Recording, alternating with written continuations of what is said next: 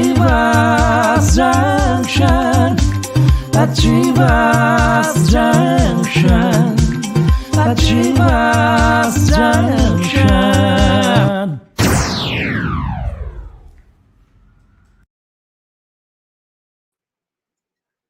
Hi, good evening, viewers in India, and good morning, viewers in US, and good afternoon, viewers in Europe. This is Rudra Dubey in Global Viewpoint event at Achievers Junction, and Achievers Junction is celebrating its one foundation year. This is anniversary, so we are very happy to do this event. And this event is about a global issue, which is COVID, and the whole world has suffered. 3.5 million people died, and over 350 million people suffered. So it's a big issue, and lots of economic loss and a lot of follow-up issues that we have to face. So we have to know why world has to go through this, and what exactly the reason. And there are evidences coming up that it could not just be a possibility of natural bug coming out and troubling humanity. So we would be exploring those things, and we have a great guest with us, Cleo Paskal. She is Chatham House. She is fellow, and she has amazing track, and she has been keeping eye on Indo-Pacific region, and that's why her inputs are very valuable from the standpoint of United States and India. And she has been giving lectures at various places all over the world, United States, Canada, UK, then Scotland, and in multiple Asian countries. And she has been associated with a few universities in India, and most importantly, she has been International Advisor of Board of Global Counterterrorism Council of India and International Board of Advisor of Kalinga Institute of Indo-Pacific Studies of India. With that, I welcome Cleo. Hi, Cleo. Next guest we have is Savio Rodrigues, and he is known journalist. He is founder of Goa Chronicles, and his articles are very incisive and insightful.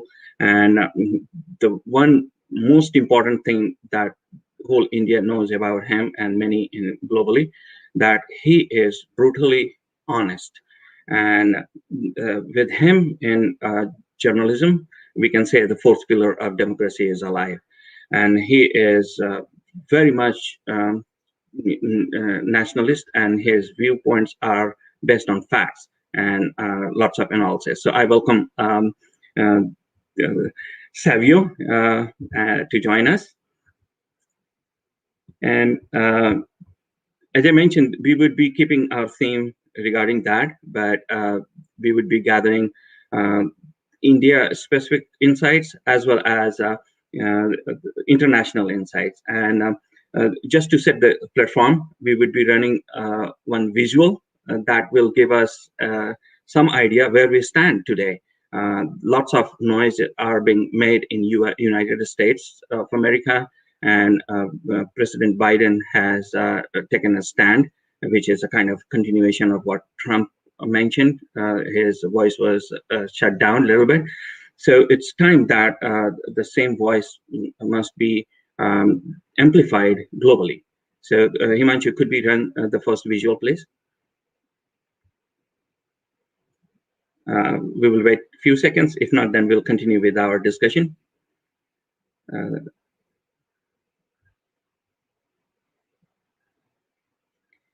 So while we are waiting for the visual, it can come up. As I'm just continuing with the point that it is amazing time in the world that people have been facing this issue and going through that, but now question is more prominent, that why and how this bug has come up with so much of vengeance against humanity. Whether this bug was coached or trained to do this much of damage to humanity or not. And the theory which goes that it was originated from a cave. So here is a message from those who have a question that are we going to be a caveman, or we have to go inside the cave and investigate? So that's the key point. And with that, I would invite Cleo to please provide your opening remark that how you think the global viewpoint stand on origin of SARS-CoV-2.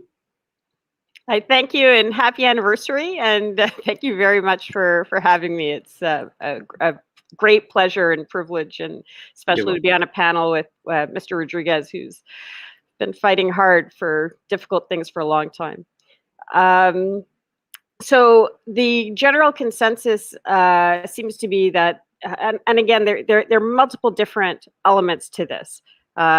So there's a scientific consensus that what's allowed to be said in the media, what's allowed to be said politically. I'd say the needle is swinging quite strongly now towards at least being able to talk about a lab escape. But a lab escape, there's the question of what is the virus? Is it natural or manipulated, man-made manipulation? How did it escape? How did it spread? What's the media coverage been? And what has the global response been to the pandemic? That's a whole other issue. So each of those 5 things needs to be disaggregated. They're all very separate, and they're all very, very important to look at because clearly this can't stand. You know, we can't allow this sort of thing to happen again. And in fact, what's happening with the second wave in India is almost kind of it's not a second wave, it's a whole second event. So that also needs to be separated, you know, into those 5 categories and analyzed distinctly. But I would say that at least now we're allowed to discuss that first thing, what is the virus? And the second thing, how did it escape, in a way that we couldn't even 6 months ago. And that's the intelligence estimates that are publicly coming out of the US now are giving the space to do that.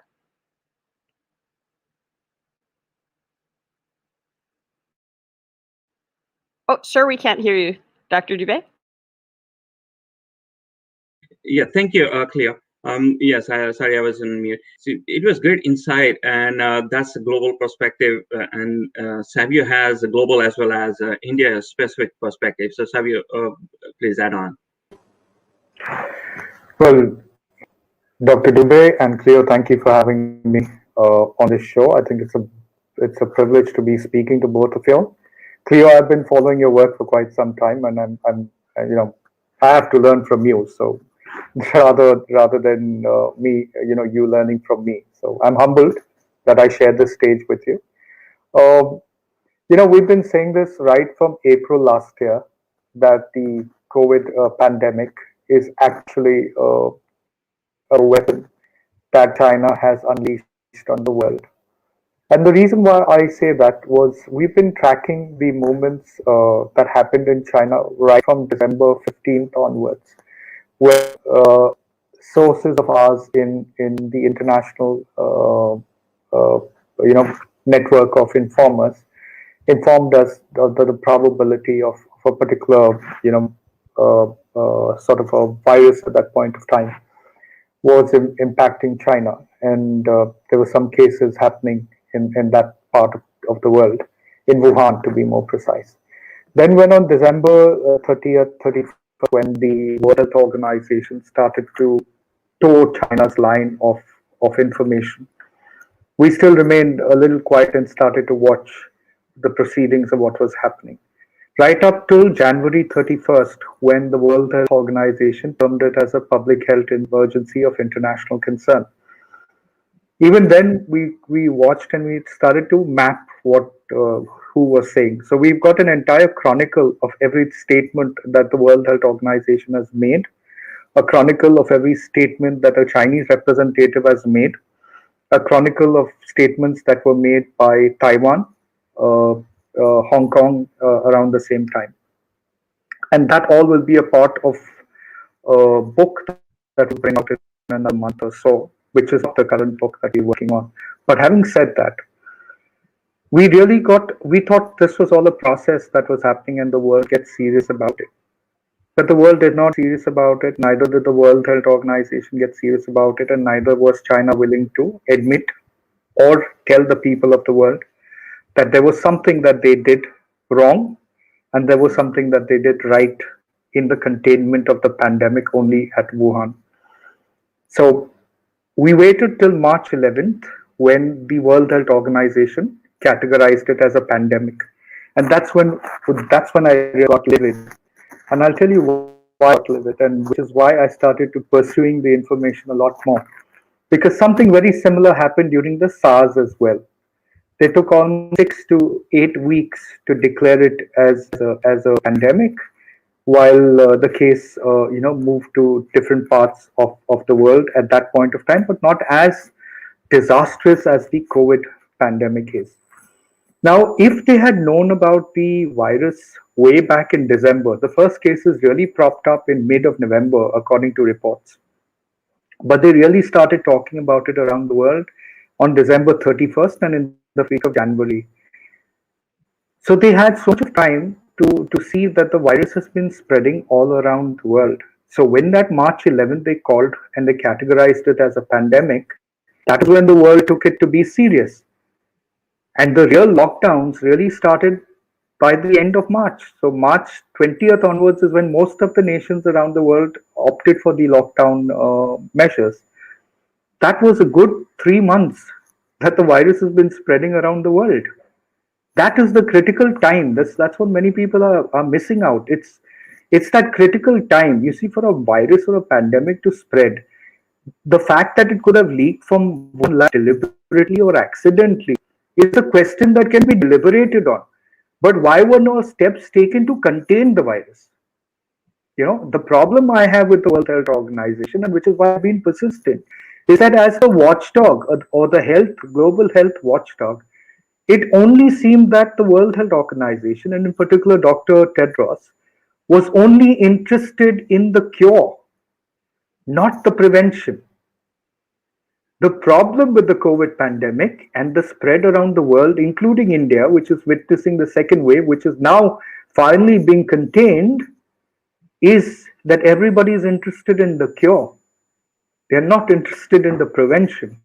And that is the problem I have with this entire pandemic. And it led me to believe that maybe some people, powerful people, nations, corporates, with intent to control, could be allowing for the cure to be the prime motive rather than preventing it.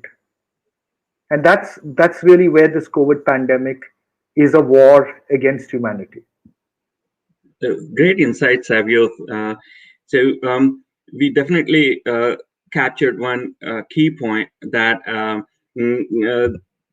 world focused on one piece, which is the bug infecting and inflicting, but not bug spreading.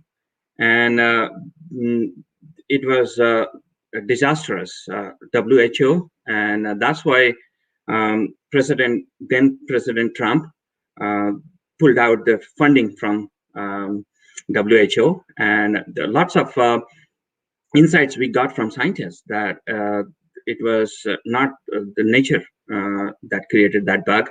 It was probably the lab created bug. And here are visuals that shows that yes, it was taking note. And recently it has come back. And I mentioned here a little bit about the Goa Chronicles. So they took that on. And now the voice is resonating very strongly in United States and UK, and it has to come up from all across the world, Australia and Japan and all countries in Europe, and India has to take front seat in that. So this is certainly a situation that we have to continue with our investigative journalism and this kind of discourse, which should be fact-based. And Angus, Mr. Angus in the United Kingdom, he came up with the paper, and that has picked up in news media yesterday or a couple of days back, that it looks like that the bug was created, and it has affected India so much, and it has been shown in media in a very bad light, and most of the media, global media, they showed India in a very bad light. And with that, we have a question that why media all of a sudden started focusing on India. Second wave was bad. First wave was bad for many countries, and second wave was bad for many countries as well. But why just India? And some of the journalists, they started showing where the dead people and how the mismanagement is happening, and global media, they started to show. So these are the visuals I'm showing here, that the media, they played a unique role, and I would say less positive than more negative. And it has been reported that many media, they have been found to be connected with the CCCP, funded by that. So that raises the question. Other one is, look at the data. India did so well, despite having such a huge population. The people infected, recovered, and also death is a lot better compared to others. And it's not a good idea to compare this kind of infliction, but certainly we need to make a point that yes, you're showing India in a bad light, but it's not true. Even Asia, whole Asia did great compared to other places. So why media has been showing India specifically in such a bad light? And one thing that comes to our mind is, if it is originated from Wuhan with some intention, then United States and India are the main target. The United States is big economy, and India is one of the fastest growing economy, which can be competed the way the leadership is taking it forward. So again, I'm coming back with a big prelude, but same question, that why global media started to show India in a bad light, and why to that level when you start to show death and some particular media person. So Cleo, please provide some insights. Sure, it's a very important, complicated question with a lot of different angles to it. And your graphics were very interesting because it showed there was a very big difference in coverage around the world and also within India. So for example, on your graph where it showed a number of people recovered, you didn't have information for the US, right? Because the US never really talked about people who had recovered, because it was very much all about kind of the fear and keeping people compliant to whatever decisions were being made for whatever reason.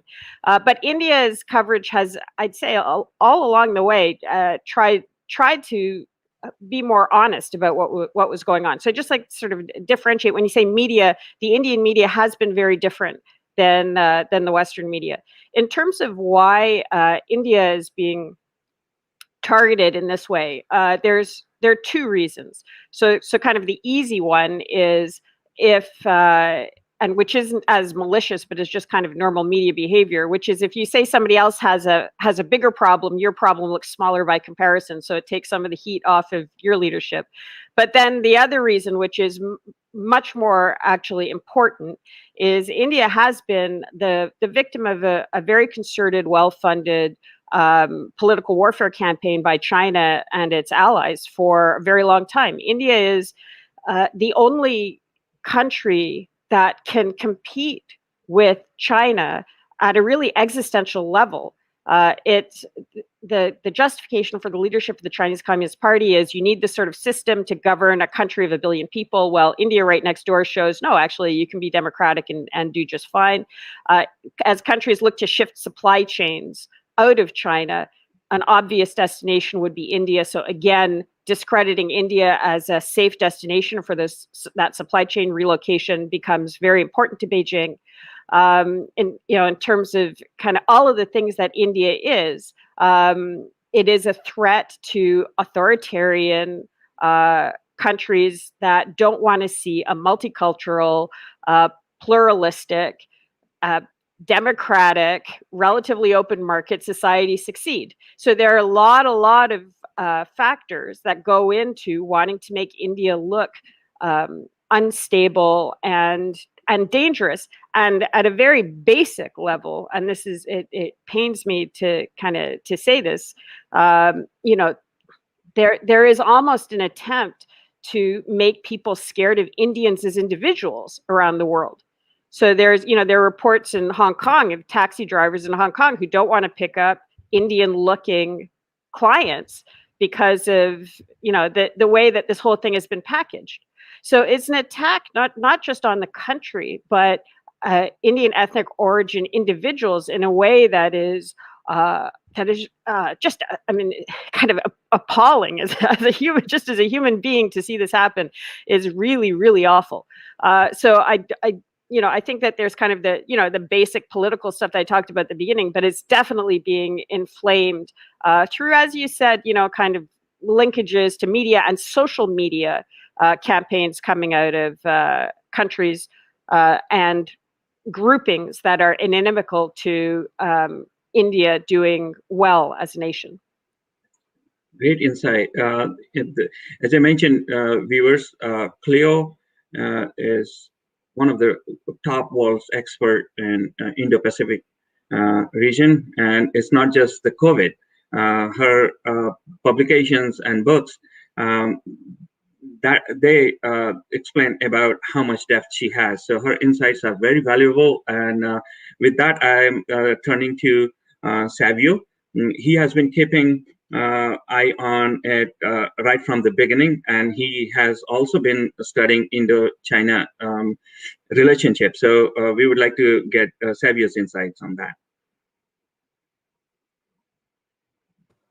Well, let me read out to you a very interesting a bit of information. In the 2017 edition of Science of Military Strategy, a textbook published by the PLA National Defense University that is considered to be the relatively authoritative, debuted section about biology as a domain of military struggle. You know what it mentions in this particular book, which is for the defense students? It talks about biological warfare, and it specifies specific ethnic genetic attacks. Specific ethnic genetic attacks. This is the 2017 book in the National Defense University of China. Right from 1996, China has been endeavoring through, if you read through various articles that have been published within the Defense University or the Ministry of Defense, and people connected to that, they all talk about an ability to supersede the West in warfare. And the only logical progression they saw was the endeavor into getting into bio-warfare. So what you saw happening, now I'll tell you why I believe without reasonable doubt that what happened was an act of a bioweapon and a bio-warfare unleashed on the world. But this is a bio-warfare, and since they were talking about genetic and ethnic, manipulations of the biological attack, it could be safe to even, move in that thought process that maybe the virus that they unleashed on the world is smart enough to mutate itself, and in fact, based on the genetic makeovers that the virus would have been taking forward. Now, let me explain what I mean. The first 4 cases of the virus was at the military hospital in China. Okay? What is most about this? Everybody seems to be wanting to divert your attention to the Hunan seafood market.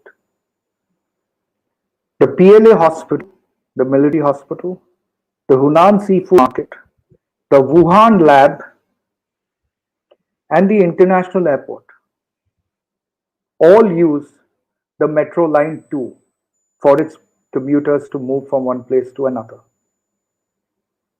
Now, the question that obviously comes up is that why would a civilian at Hunan seafood market be admitted into a military hospital? Unless the person who was admitted into the military hospital came from Wuhan lab, which is now coming out that there were people who were sick in the Wuhan lab before the leak of the virus. These are the news messages that have been coming out over the last 3-4 days. That's number one. So what happened was, the metro line became the transportation unit for people to move from one place to another. So people at Wuhan, because by January 23rd, they had contained travel within China, but travel outside of China was not contained. People were still allowed to leave from China, and they were using the metro line to actually move out. And that's why the first 3 cases in India on January 30th were actually people who came back from Wuhan. If you look at all the cases that have been reported in most parts of the world, there would be some connect to somebody coming from Wuhan, because there was a lot of activity happening in Wuhan, and Wuhan is a very strong trading city. But the virus has not spread the manner in which it spread in the rest of the world in China. Even if you go by the logic that China must be hiding its figures, which they very well could be, it still does not explain how has it not created a major impact in China as has it's done in countries that are competitive to China. Every country that is majorly affected by the COVID pandemic is in some form competitive to China. Now I'll tell you why the contrast is so interesting, because in US, it is considered to have a very robust healthcare system when compared to India, right? But it also went through its own phase of the pandemic, where there were a lot of systems of healthcare that were broken down, and it proved that the US healthcare system was not that strong. The Indian healthcare system is also not that strong. It is a developing healthcare system, but it is onslaught in the second wave. So how come a country like Pakistan or Bangladesh did not face that kind of viciousness of the virus as India and US faced? The next country, which I had said almost 20-25 days ago, will be Japan and Taiwan. These are countries that will also face a viciousness of this virus. It is doing the job of what China wants it to do. And why India? Let me be very clear. India is competition to China. China is not an ally of India. China might be allies of political parties in India, media in India, but they're certainly not an ally of the people of India. It's unfortunate, because culturally both China and India should have been together. But unfortunately, the greed of China for global dominion is too much, and India will have to fight it. Otherwise, India will lose out in this fight. But India will fight.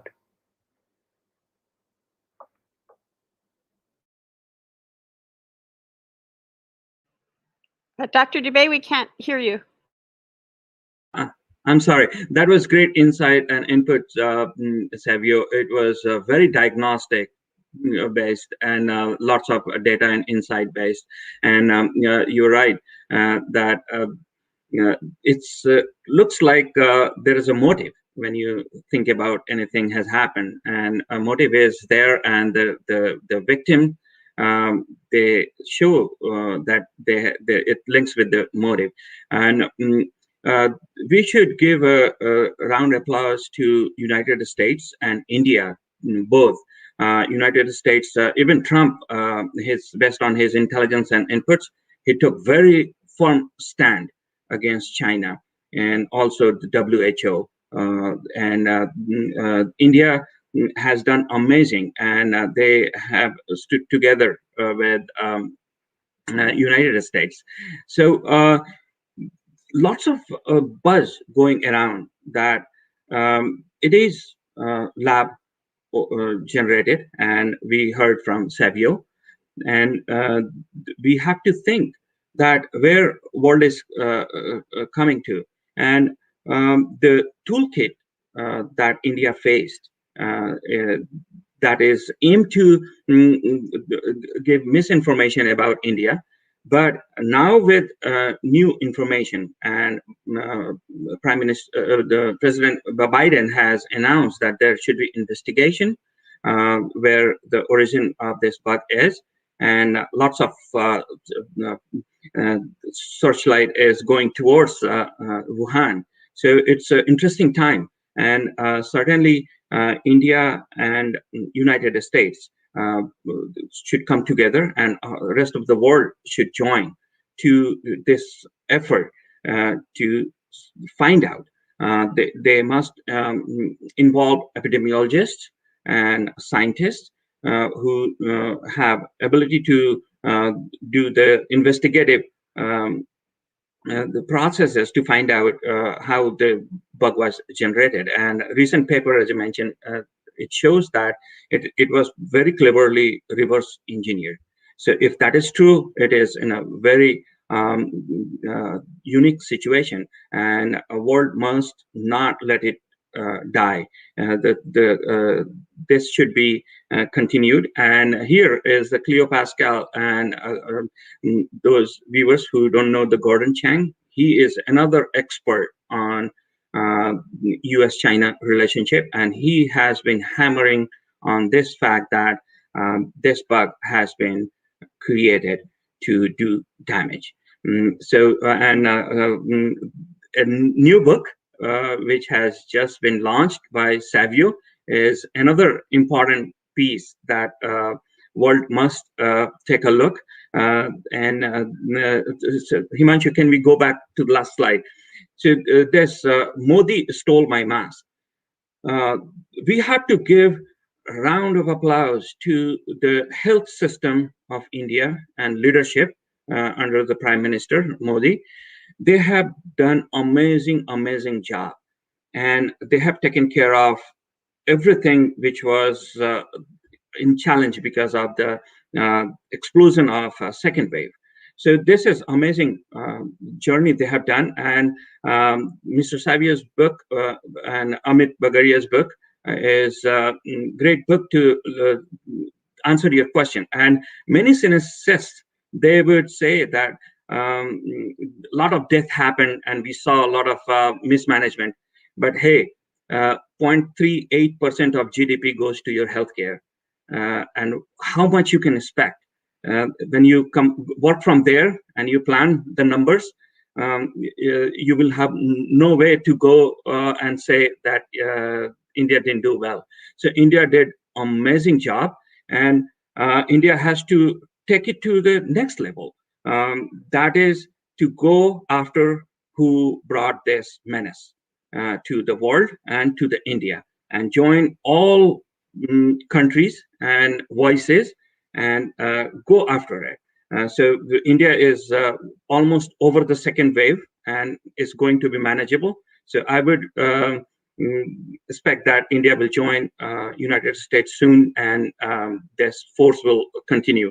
So with that setup, I would like to get insight from Cleo. How you think where the situation stands in terms of how Biden has ordered for investigation, and also that there's a buzz in Europe, and also India is catching up. So how you think? So I'd like to just say that really Indian media has been leading the way. I'll get to that other question, but I do want to sort of show my gratitude to my colleagues in India. I mean, apart from Mr. Rodriguez, also the Sunday Guardian published this weekend some more pieces on the nature of the virus, and hasn't been as constrained by politics in the way that some of the media has in, for example, the U.S. I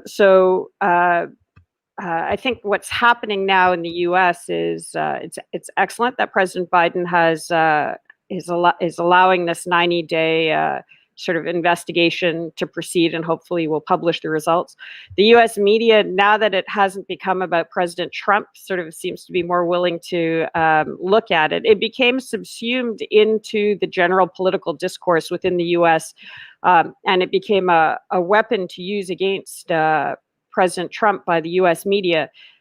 So that distorted the ability to do the coverage. And so you ended up with discussions like around the spread, as Mr. Rodriguez brought up. You know, what Gordon Chang said in that interview was, regardless of what this thing is, what we know is that the Chinese Communist Party let people get on planes and leave China and go all around the world and spread this thing. So you don't need to be a geneticist. You don't need to even look at the lab. You don't need to care about the wet market. You don't, anything that has become even less controversial now, but controversial before. All you need to know is they blocked flights in the country, and they let infected people get on planes and go around the world. That's an act of aggression, that alone. And so we're starting to kind of be able to talk about that. But for a long time, it was political. It was in the US, for example, it was, when did you stop blocking flights from China? Became a political thing, instead of, why did China let people get on planes in the first place? Right. So the control of the narrative to use it for political means domestically in the US, that because the Democrats won and it became less of a cudgel, now you can have a bit more of the discussion. But I think that focusing on the things that can't be denied, like the flights, will become very helpful. And then you can sort of build out from there, because, you know, as Mr. Rodriguez spoke, a lot of this is in the Chinese military doctrine. So there's sort of what was mentioned around bioweapons, but also in terms of unrestricted warfare and the three warfares, which is all kind of open Chinese doctrine. They say in their own literature that it is legitimate to use whatever means, but also you focus on the media, psychological warfare, and legal warfare. And so not only was this successful in terms of turning an epidemic into a pandemic, but it was also very successful from a media warfare point of view and a psychological warfare point of view, and ancillary ways, legal warfare point of view.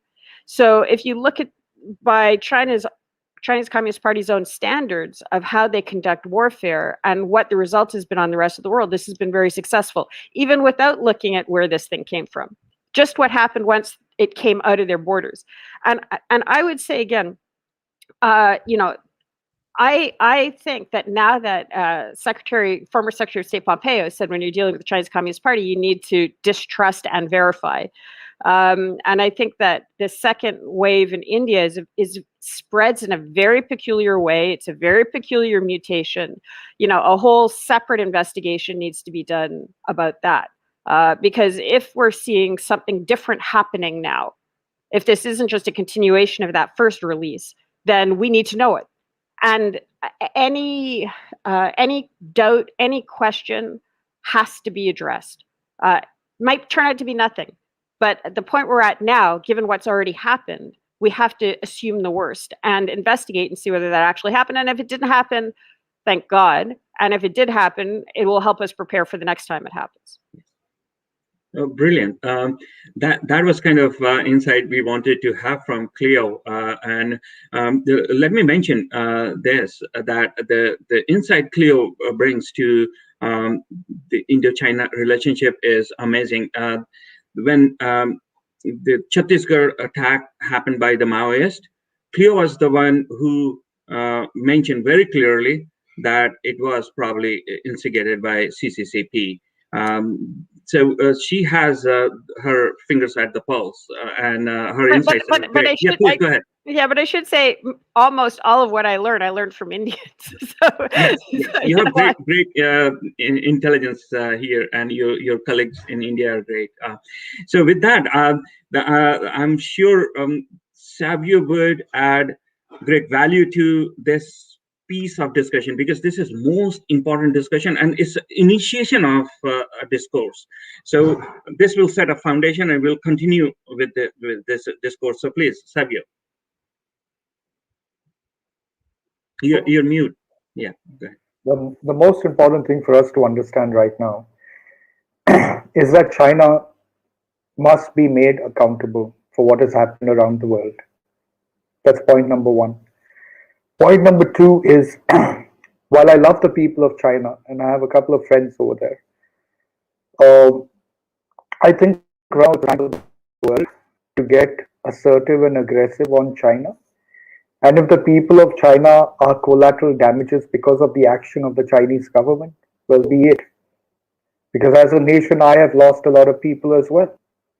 The Chinese people should have stood up to a communist government, should have stood up to a government. I'll tell you where the problem in this entire thing is. I would have never had a problem with China if China went to war with India and fought our armies on the border, or went to war with the US and fought the US armies, or any other army in the world. What is disturbing is the fact that China brought the war into our homes. Innocent people were made victims and targets of the vicious plans of China, and that war was brought into our homes. That's the problem I have with China. If China for war in the ethical sense of what a war is, I have no problem with people fighting war with India. India is strong enough to fight a war back. But when people are not prepared, you target innocent people, then it's not war, it's terrorism. And that is what China has done. China is a terrorist nation. The COVID pandemic is really an act of terrorism. It is an act against humanity. So we can deliberate on all reasons of how, why, when. But the simple fact of everything that you see over the last so many months, the pain and suffering on people in India and around the world, is nothing but an act of terrorism. And there are people within the Chinese government, people in the corporate setup in the US and in other parts of the world, who for them, the victimization of humanity is profit.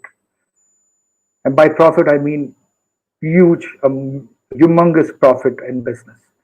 Everybody is only interested in the cure and the spread of the virus. Nobody is interested in preventing the virus.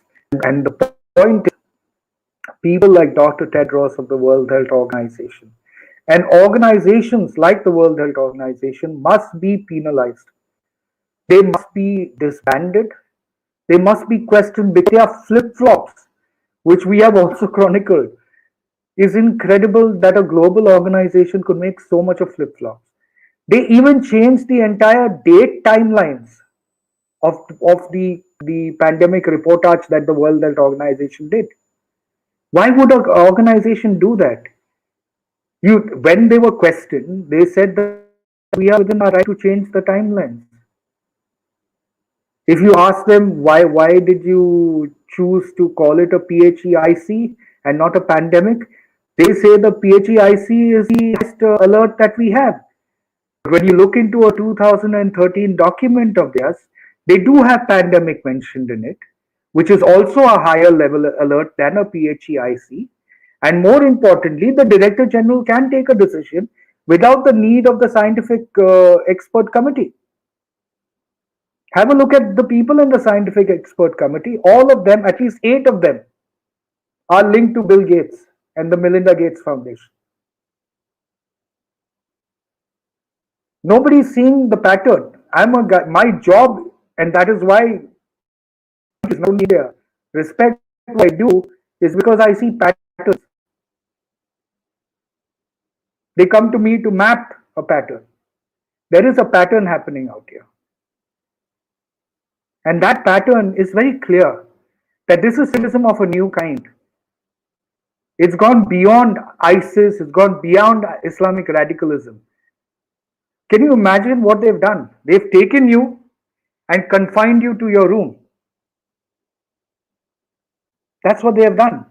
It's made it difficult for people to even associate with other people. This was not the world we lived in. If you go back a couple of months, we were never afraid to hug people. We were never afraid to shake hands. We were never afraid to peck somebody on the cheek. You think the world will be the same? That's terrorism China has unleashed. 3.3 million and more deaths is just a figure, a statistics that will remain in the world. It is the mental, the social damage that China has done. And that fear is one of the largest weapons. It's a psychological warfare. Fear. They've put so much of fear into you that if you don't wear a mask, you're dead. You don't wash your hands, you're dead. There are people who have done all that and are still dying. Nobody has an answer to what this virus can do or doing. You want to take a vaccine, they will tell you something about the vaccine that's not correct. So what is happening is confusion. Look at the state in India. People who have COVID shield, there is Covaxin. But I'll give you in case of my state in Goa. People I know from larger communities, and I'm trying to educate them, is they don't want to take COVID shield because they read so much about COVID shield negativity, so they're waiting for Covaxin. And Covaxin is given in only one hospital in the state. So prepared to remain without vaccines because they've been so much of misinformation. And Modi stole my mask is that book that Amit and I have written. Amit more so because the idea was his. I was the guy with the data, but the idea, the premise, he had already done 40% of the book. And I came on board to add a little bit more value with data onto it. But that's the truth. In fact, it is one book that will irritate and piss off everyone. From China to people in the Indian political scenario, to people themselves. Because you know what? The truth is, for a second in India, we all to blame. That's the truth. Everybody will love the book. Everybody at the same time will get pissed with the book. Great. And that's me anyway. So. Yeah, great. That's brilliant. And the emotional side and societal side are not being discussed. And that was another key point we wanted to touch on, that the media is not doing that job either. They are showing death and the affliction, and they're selling it. And many media person from India is involved. So I would like to show one thing very quickly that tells the key to it, that this is the IMF data, and it shows the growth projection of the region in 2021 and beyond. Look at the emerging developing Asia, 8.6%, way ahead of anywhere in the world. And India is the main engine of that growth. And United States is 6.4. So obviously they will be targeted, and Europe is also very well doing. So it is very well planned to go with the aggression on the domination on the globe, and it like lots of dots just needed to be connected, and India has done amazing job. So people may again be cynicist and look for the reason to highlight that they did not do good management and all, but think about the economic loss India would incur, and that would have a long-term impact. So how cleverly Prime Minister and strategist in India they have done, and we from these forums we say with the confidence that we do appreciate how you have navigated through this situation, Prime Minister Modi, and we stand by you. No matter how much aspersion these stooge of a certain country run through the media houses, we won't let you down. We would keep our voices up and keep in your support. So with that, I thank you, Cleo and Savio, for finding time and joining this event, and great insights. And this is just the beginning, as I said. We did one interview of Dr. Swami on his book, Indo-China Relationship, and we highlighted that. And Quad happened, and then the Maoist attack happened, and now second wave has happened. So all these point out that India and United States, they have to foster more strong relationship and strategies, and go after the menace and go to the cave. The way John Batchelor mentioned in his earlier interview, and Gordon Chang and Cleo, you guys are doing amazing job. We'll stay in touch. Thank you, viewer. Have a good night there in India, and good afternoon in UK and Europe, and good noon here in United States. So we'll be in touch. Thank you. And once again, round of applause for Achievers Junction for completing its 1 year.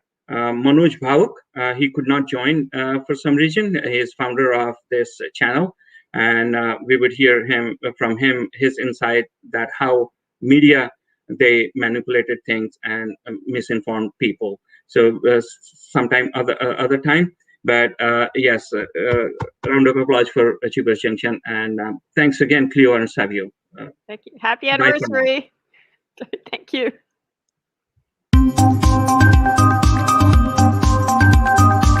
Achievers Junction, Achievers Junction, Achievers Junction.